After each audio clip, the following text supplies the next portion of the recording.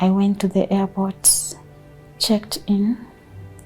After checking in, that's where I was arrested. So they took me to somewhere I didn't know. Until today, I didn't know where. I don't know. It's somewhere very interior. Sometimes they will come, ask us to undress, check if maybe we have something from inside. Sometimes they would beat us. Sometimes they will deny us food. I'm so sorry.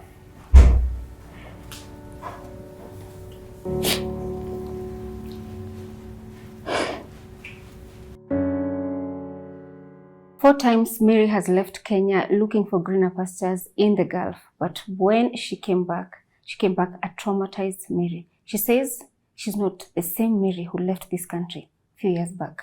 Now today she's here pleading for help from Kenyans and sharing her experience behind bars in the country of Gulf.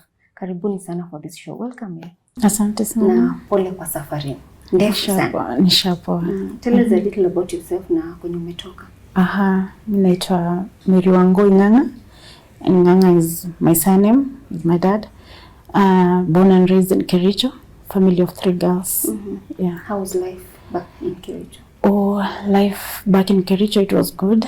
We cannot complain because we were raised well by my mom.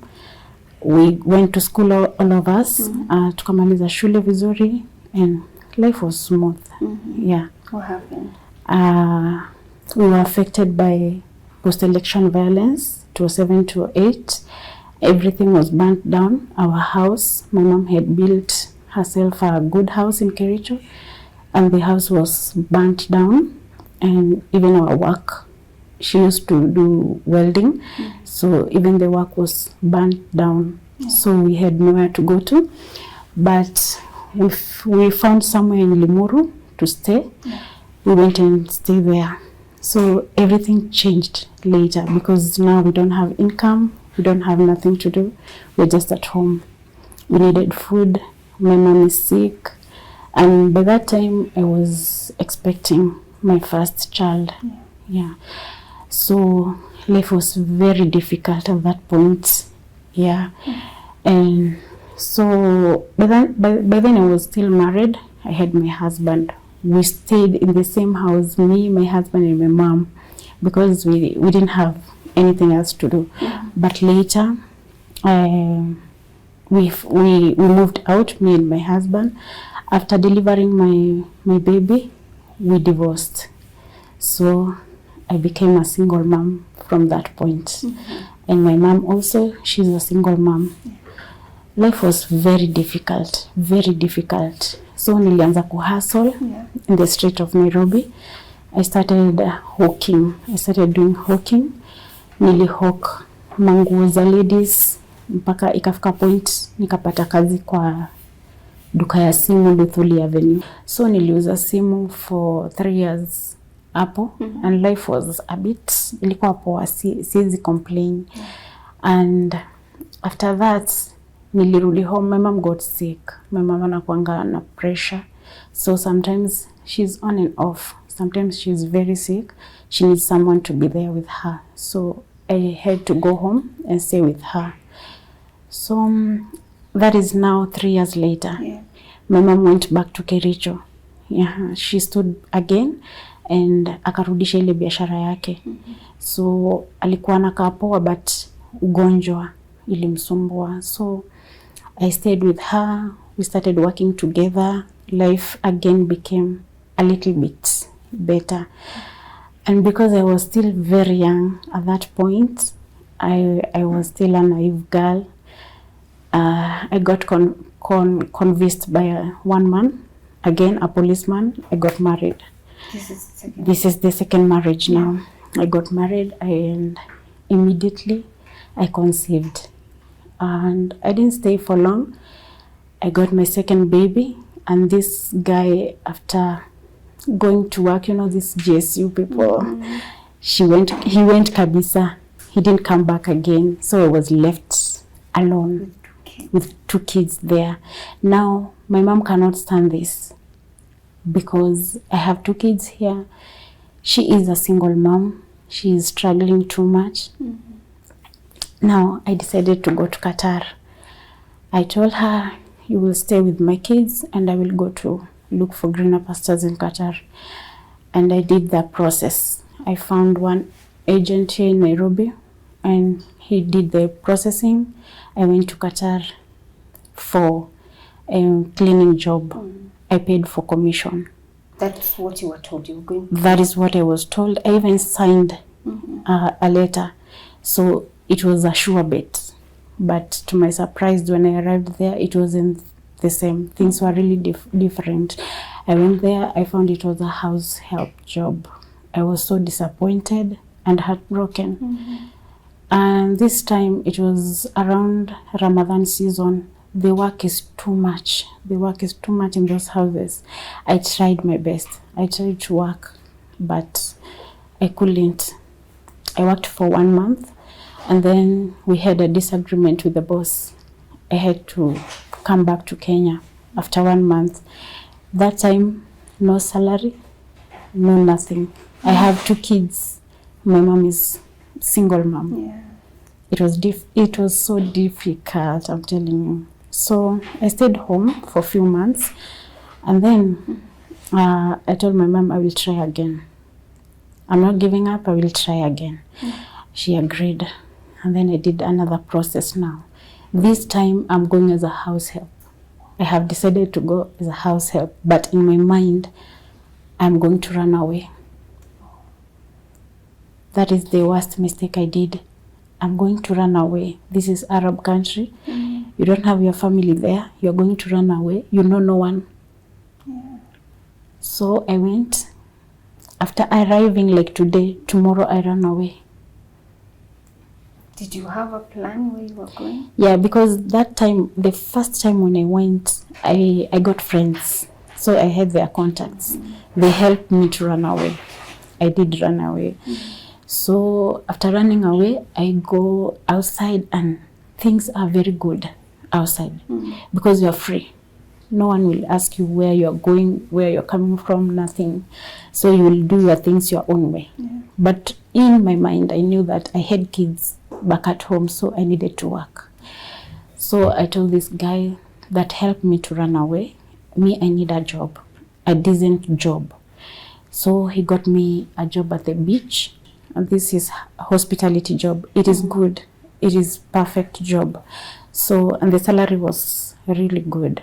So I worked, I stayed, I looked for my own apartment now this time. Now I was settled. Everything was good. The salary, everything was good. I worked for 4 months. And then the policemen started going around the apartments looking for runaways. And you know, I'm one of them. So I started hiding. And this company, they didn't know that I was a runaway because I had ID.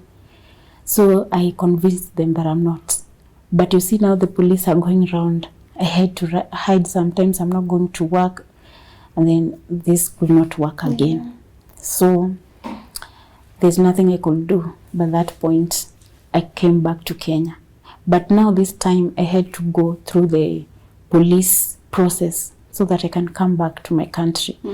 In Qatar, it's not a big deal. If you want to come back, even though you are a runaway, you'll just go to CID reports and they will take your fingerprints. They will release you. They will pay for your flight. Wow. Yeah, they did that and they came back. After settling in Kenya, at least this time I came with some money. I tried to do some business, but it's not working. This now, my second baby has to go to school. Now he's grown. I have to take him to school. This money is little. And then my mind is already set that I cannot work in Kenya. I have to go outside. I have to make my money from outside, not in Kenya. And this time I go to Iraq. And you know, Iraq, it is the worst country you can ever think of. Leaving Kenya for Iraq. Iraq is not good. So this time I'm going to Iraq as a hairdresser. I have done hairdressing. So this time I'm going as a hairdresser. But upon arrival, it's not hairdressing again. They changed. They changed. And now that it's not even house help. They want to use me like you will be going outside, you work and bring money to us, not for you. They will only give you, okay, you are being paid 50,000 after 8 hours, 50,000 Iraq money, but they give you 10,000. They take 40,000. You see, now this is advantage for them. They will keep you paying for in this case? No, nothing. Just for them hosting you? They will host you. They will give you food, but it's only rice and this what do they spaghetti? Yeah, only, nothing else. Yeah, so life was very difficult there. I started complaining. I said, I want to go and work. I came here as a hairdresser, and now you're using me. We were 12 girls, and now 3 girls that we found there already, they were there. Now these 3 girls, they don't want to work. They're just sleeping. They want to go home. But now the boss said, if you want to go home, you have to pay 100,000. They don't even have contact with their families because they take away the phones. And if you refuse to work, they break your phone. So you don't have contact with your family. I complained. I told them, I want to work, but not this kind of work. I want to go to salon, I want to work. And there was nothing like salon there. I had to comply. And now I said, no, if you want to kill me now, kill me. I'm not going. I'm not. It was like a fight. We used to argue every morning with them because the boss used to come there every morning. It was so difficult because they take away the phone. You cannot call your family. They want money. Where are you getting that kind of money from? And they started starving us because we refused to go to work, all of us now. They started starving us, no food, no nothing, no going to that work, and no food. Now I asked the boss to give me the phone. I want to call my family. I will pay the 100K. Now I'm saying I will pay, but I don't know from where. I don't know. I don't know where. Back home, it's not good. Yeah. I said I will pay. Now I called my mom and I tell her everything. And this was too heavy for my mom. And until today, this story, it's very hurting because my mom had this project with church. They used to do this kind of group. They bought a land somewhere and then they divide the share. So my mom had a share there. And my mom said she will sell her share for me. And you see, this is the only thing she has. Because she's not well, she's struggling. And she has saved to buy this. Now she wants to sell it for me to come back to Kenya. And I'm the one who decided to go there. So I'm the one who's supposed to know how I will come back. It is so heartbreaking. She had to sell it. Until today, I feel like I have the debt. I have to pay her back. I have to. Because she had to sell and I came back to Kenya. She paid the money. She did pay. So they released me and I came back to Kenya. Sometimes I wonder what life is because again, I made another mistake. And when I'm just home seated, a friend calls me and she's like, Mary, our neighbor here, she wants a house help. She's in Oman. Will you come? Do you want the job? And I'm like, what's the house like? How many are they? There are 5, 3 kids and 2, a father and mother. And I said, yeah. Because at that point I was pressed. I needed to pay this money for my mom. I needed to pay it back. But I didn't have a job. Do you have a figure of how much this debt was? This 100,000. Okay. Yeah, I needed to pay it so bad. So I said, I will go work and pay my mom back. So when I'm going there, my mind is not even for my kids. I want to pay my mom this land because even my sisters are complaining. And I said, I had to go. I do the process. The process only took 2 weeks for visa and tickets. They send me the visa and the ticket and I go to Oman. I'm telling you, I wish I could have just stayed in Kenya. Yeah. What happened? This is now the problem. I went to Oman. The house was really big. It had eight bedrooms, sitting room, and other small rooms. I said, I will do this. I can do this. If other girls are doing, why not me? I will do it. So I started working. I went there in September last year. This September, I started working on 5th. I worked the whole week. It was smooth. It was good. The madam was good. She was so sweet. And nothing was really bad. After that 1 week, my madam told me I will be going to her mother's house just to be taught how to cook the Omani food because I didn't know. And I said, okay, no problem. After I finish working here, I will be going to your mother's house. And I started going. But now they didn't want me to learn. They wanted me to work as house help in both houses. And they're paying you for one? Yeah. They're not even telling me that. They're just beating around the bush, I said, yeah. I started going once. Like today I'm going, tomorrow I'm not going. And madam got angry. So angry. And she told me, you know what? Every day, 10 a.m., you will be going. 1 p.m. you will be going, and 7 p.m. you'll be going. And I was like, why will I go 3 times? And I have to finish work for this house. It's not like kazi inaisha. It's wewe ndio utachoka ulale. Kazi utaendelea kesho. The work is too much. And we started now having this misunderstanding. Because how can you tell me to go to your mom to cook? When I go there, it's not even cooking. I will cook, I will clean dishes, I will do everything there. She doesn't have a house. She doesn't. And there are very many. They are like 10 and they marry, they keep their wives there. So there are very many, the kids are there. It was too much for me. And at that point I said, no, I will not be going there. If you want me to be going there, I need to be paid two salaries for this house and that house. So it was like a fight. And again, I ran away. After 1 month, they pay me, and I decided to run away. I looked. Now, this Oman, I don't know no one except this girl that connected me. And the same girl is working in the same family, but in a different house. So I looked for a group, Facebook, Kenyans in Oman. And I find people there, I find friends, and inbox them. Now I'm telling my story to them. They're telling me to do this, they're telling me to do that. And one girl told me, now you can come and stay with me as you look for another house. That is how I ran away.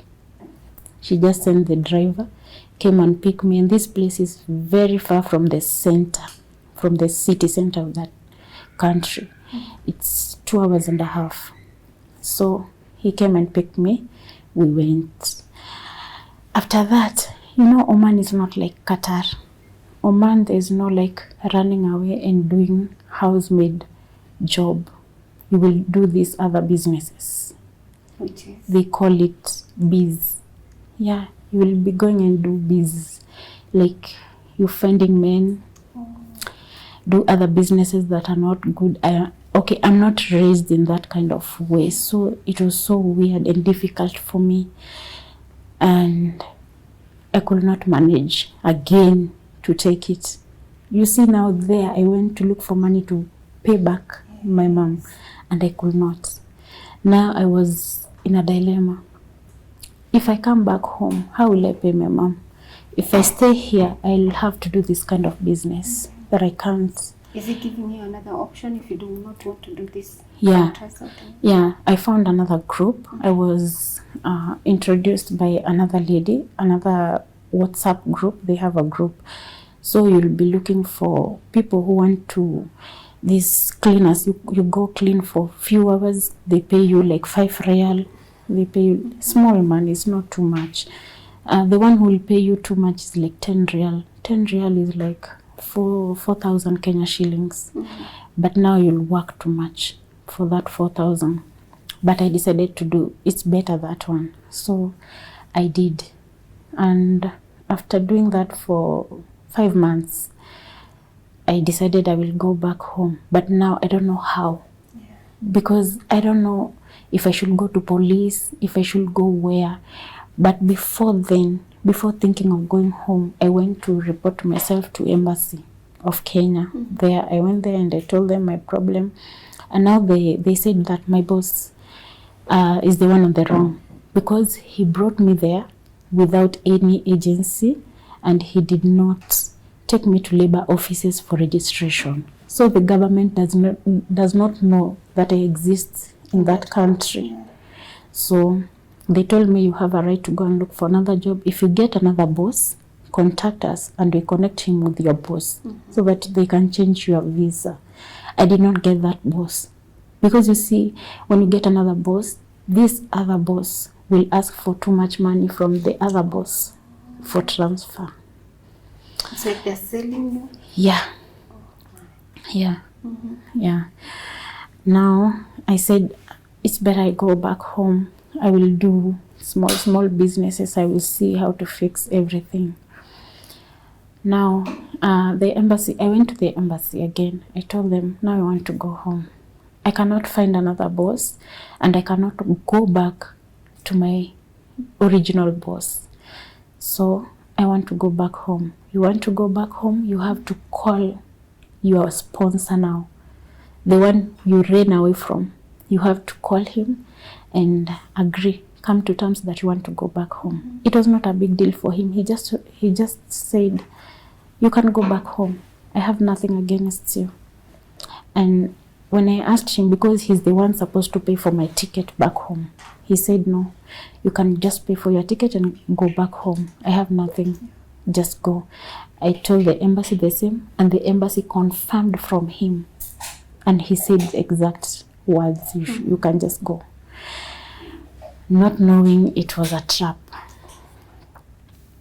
It was a bad trap, because I paid for a ticket, and that day of traveling, he called the embassy. He told the embassy to tell me that I should not go back home until I go and fix my issues at the police station where he had reported. And I'm like, what issues? What have I done? I called him. After embassy passing that message to me, I called him and I asked him, what issues do I have? What have I done? He said, if you travel, you will face it. Just come, fix your issues, and then go. And remember, that is the very day that I'm supposed to travel back. Which means now you don't get to travel? Yeah. But I just had to go to the embassy. I didn't go to the airport. That embassy cannot help anyone. It's just there. And they told me they couldn't do anything. It's either you go to the police station or just go home. And I said, why not? I'm going home. I decided to go to the airport. I'm telling you, I went to the airport, checked in. After checking in, now you go to passport control, where they put the stamp for exit. That's where I was arrested. Did you know that this was going to happen? No, I didn't know. He told me to go home. He told me to pay for these tickets. Why would they arrest me? It was mutual agreement. Yeah. So they told me, you cannot travel because you have a case. What case? You have a case with your boss. What case? And then they told me they don't know, but they can see it in the system. So they arrested me. They put me to their cells at the airport. It is 4 in the evening. They put me inside the cell until 2 a.m. This time they're arresting you. What's going on through your mind? Maybe you're seeing police officers approaching you and you're thinking, this is not even about me. They're handcuffing you, they're not explaining. How was the situation unfolding? I was confused. I was just confused. I couldn't cry. I couldn't talk. Yeah, you're just confused. You're just in confused mode. You don't know what to do. Like, what have I done? Yeah. They took my phone. They took my passport. Oh my God, now they put me in this cell until 2 a.m. And you know, when you're inside there, you don't know if it's night. There's no window, there's nothing. You're just in a room, in a dark room. So they took me outside from that cell and they took me to Sohar police station where my boss reported the case. Yeah. Now when I arrived there, they're telling me that my boss had reported that I stole 100 real and abaya. You know abaya? Yeah. Hello. And you know 100 real is equivalent to the salary they gave me. It is the same. So I'm like, is it they want their salary back, the money they gave me, and what will I do with abaya? I don't wear. And they told me they cannot answer me anything until my boss come, and then he will explain to me. So me, I thought they will keep me in their cell that day until my boss will come during the day, and then he will tell me what he wants, and then they will let me go. That is what I thought. And then I was very calm. I didn't even cry. I was very calm. I knew after this I'm going home. My boss did not come the whole day. I stayed there the whole day. My boss did not come. So they took me to somewhere I didn't know. Until today I didn't know where. I don't know. It's somewhere very interior, very, and you know that place is, and it's dry. You don't know where they're taking you. They're not telling you anything. They don't know English. You're communicating in broken Arab. Their language is very difficult for me. So they took me somewhere. They told me to remove all my earrings. And they told me to cut my nails.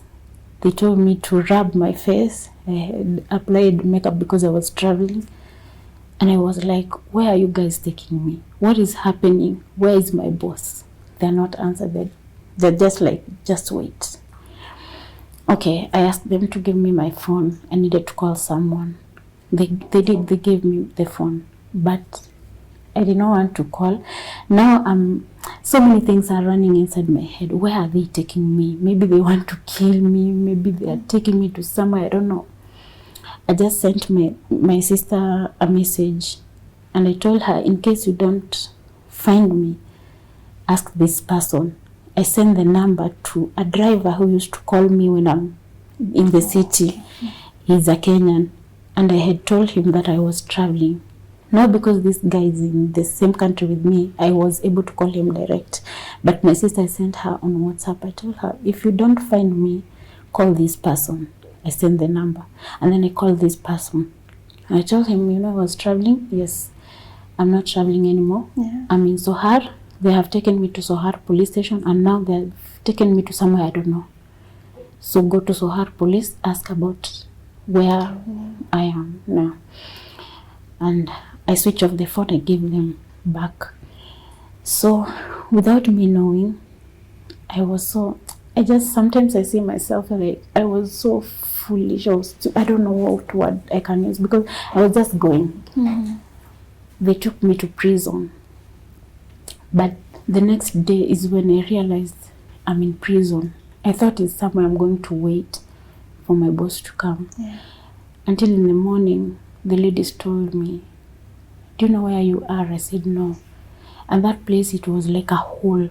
It was built, it's so long, that building is so long, so you are just there. You're not seeing outside, you cannot see anything, you cannot hear anything. It's so silent. So I told them, why will they bring me in jail? They told me, themselves, some have stayed there for 1 year, some have stayed for 8 months, some have stayed for 3 months.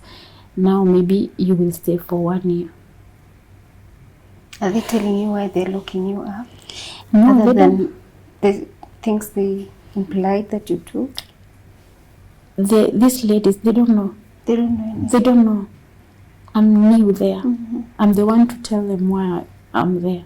And then I told them they have said that I stole 100 real and a buyer. And then they told me, you're gonna stay here for months.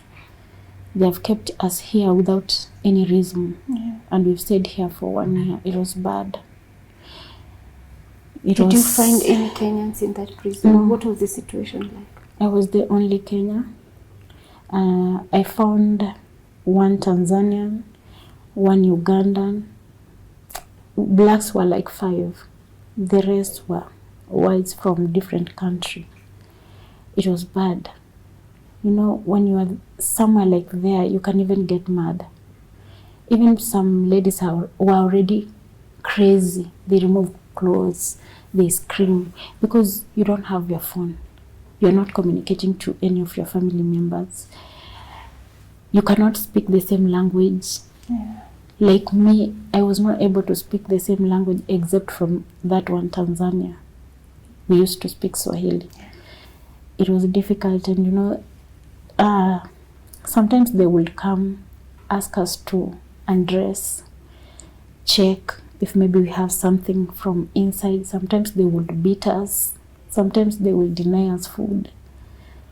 It was hell on earth until I stayed there for 2 months. But after 1 month, they took me to prison, to what do we call this, court. Yeah, they took me to court, and that is when I knew that my boss had already withdrawn my case after 1 week of my arrest. Yet they told you nothing about this. Yes, that is why he did not show up. He already withdrew the case, but he only wanted me to be jailed.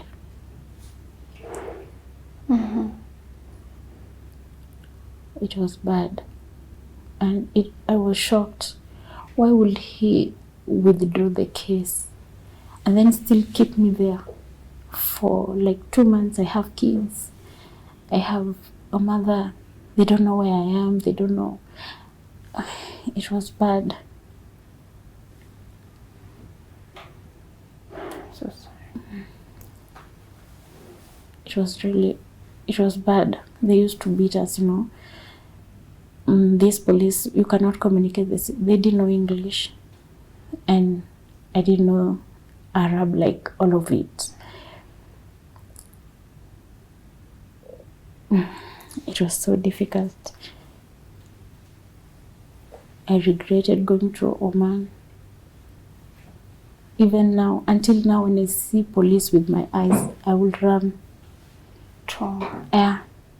Even when you shout, I will like, I feel like I was traumatized. I cannot sleep well. Sometimes I think I'm still there, because there you could not sleep. If you sleep like, you sleep for 3 hours, police will come. Your work here is sleeping. So what do they want you to do? And there's nowhere you can go, nothing you can do. Just sit.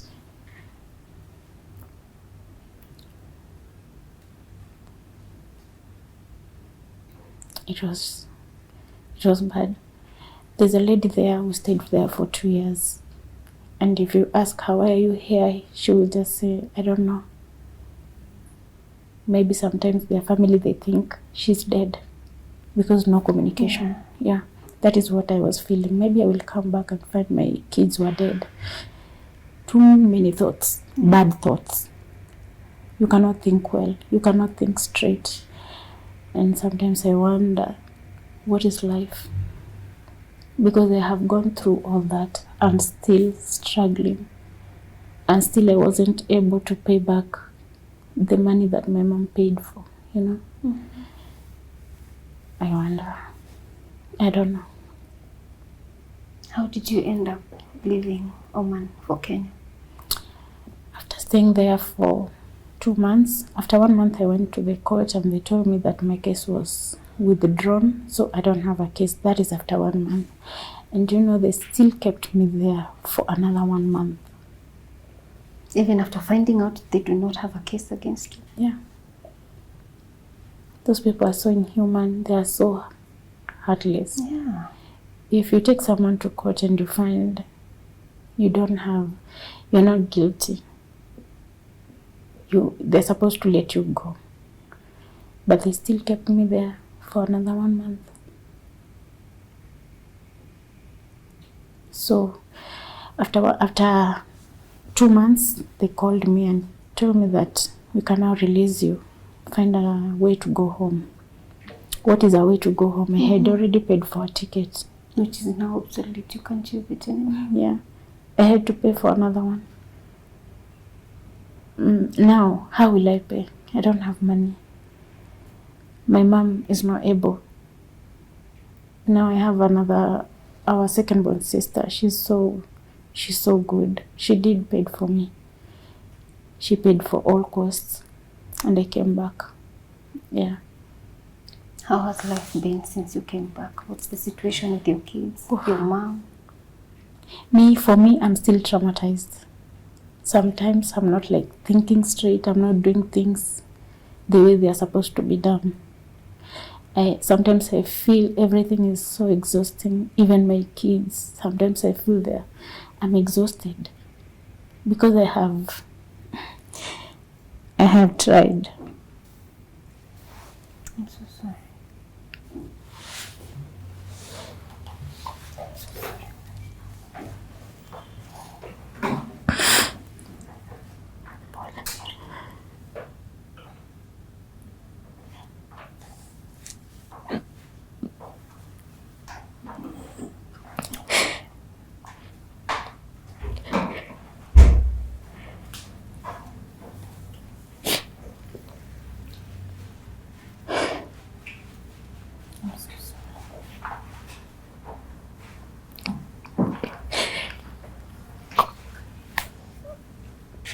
I have really tried and nothing is working. All those countries I've been going, but nothing is working out for me, Sometimes I feel exhausted. And sometimes I even ask, why was I even born? Because when I try to go to other countries, not only for me, but also for my family, but I end up bringing like hasara too. Nothing is coming out of it. Nothing good is coming out of it. You see, before, my kids used to school, to good schools, private schools. But until that time when I went to Oman, my life went back. My kids, I took them to public schools. And even my mom is she's not in a good condition, I'm staying with her right now. Sometimes I do online. So I sell clothes, but still it's not working. I wonder, what will I do? Should I go back to Gulf? No. I don't know. Do you ever see yourself given a chance, maybe through the right channel? Would you ever consider going back there again?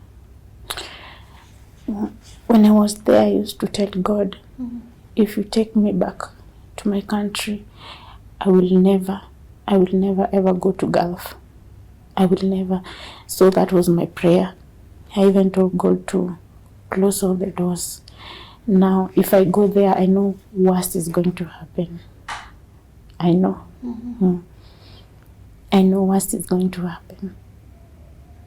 So that's out of question for you. You would never consider going back? No, not in Gulf. No. Now I'm stuck. Where I am right now, I'm stuck. I have kids. My firstborn is in Form 2. My secondborn is in grade 5. They still need me. Yeah. I'm stuck. How does all of this affect you, even mentally? Because you have these 2 small kids looking up to you. You have your mom who's ill and she's also depending on you. Sure. How are you taking all of this? How are you handling it? It's difficult. Sometimes you get support from the other sisters, but it's not always. It's not every time. So it's difficult and heavy for me. I need to show these kids that I am their mom and I am able to do it. But how? I lock myself, I cry, I scream, but I don't want them to see. When they ask for something, I will tell them I will do it. But how? How? I'm so sorry. It's not easy at all. I thought everything went in a bad direction when I took the step to go to Oman, because Oman destroyed me. Oman really destroyed me. Even right now, I can just sit with you here and you see me do something funny. I think my mind was destroyed. Yeah. I'm not really okay. I'm not okay. It's my sister sometimes who calls me and we talk for hours because she knows and she understands me. But even after talking to her, she will just hang up. I will remain in the same position, although she's tried so much to help me stand again. Yeah, she has tried. Even the business that I'm trying to do right now, she's the one who supported me to do it. But you know, she cannot carry all my burden. She cannot carry all the cross. She has her own duties to do. Now it is very difficult. It's not easy. What would you like to see changing in your life in the near future? Because I'm sure you have a plan of how you're going to face this and try and stand up on your feet. How do you expect things to look up for you? Is there any plan? This business that I'm trying to do right now, if it picks, I think I will be good to go, because I have to take the responsibilities for my kids, not my mom or my sister. I'm the one to carry my cross. So if this one picks in future, maybe things will be good for me. Yeah, things will be good. You yet to clear the debt you have with your mom? I have not even started. I have not even paid a coin. I feel in my heart I owe my mom, even though she's my mom. You know, sometimes maybe at the back of the curtains, she talks and maybe she thinks maybe if I had this land, I could have done this and that. But now because of me, she doesn't have it anymore. I am the cause why she doesn't have it. Now I blame myself. It's not easy to take everything. How can Kenyans come through for you to support you? I'm sure you are going through so much pain right now, and even before you think of looking for a way to earn a living, a constant source of revenue, you still have to deal with your mental health. How would you like to be helped by Kenyans? I would like, maybe I want to be cancelled. I want friends. I don't have friends. I don't go out. Most of the times I'm indoors. I don't have nowhere to go to, because sometimes I'm even afraid. No, I want someone who can counsel me, someone who can hold my hand and show me things can change. Because sometimes I think maybe I will stay like this the rest of my life, you know. I cannot heal that way. So I need people to talk to. I need someone to counsel me. And also I need people to support my business. Sometimes I sell online. I go live. But you find yourself, you don't have followers. So no one will buy from you. They don't know you. They think maybe you're a scammer or something. So no one will support you. You end up like, even this business is not working. What do you say? I want Kenyans to listen to that part of your story and see how they can, maybe if they help your business by supporting and buying things from you, maybe you'll be in a position to now take care of yourself and your kids. What do you sell? How can people reach you on your TikTok account and all other social media platforms? I sell ladies' clothes. Yeah. 2 pieces, 3 pieces. I sell everything for ladies. And I do it live on TikTok and sometimes on Facebook. TikTok, they can find me at Mishkoi. And Facebook, I am Meringanga. Okay. Yeah. All right. Is there anything you would want your family to know because of your experiences, because of what you've gone through? Is there anything you feel they should know from you? They should just know how to handle me. Now I'm not the same Mary they used to know before. Things changed. Sometimes maybe they can see I'm doing some things wrongly. They just need to understand me and try to help me get back to where I was before. Yeah. What is your biggest fear right now? Death. Sometimes I think of taking away my life, and that is the most thing I fear because of my children.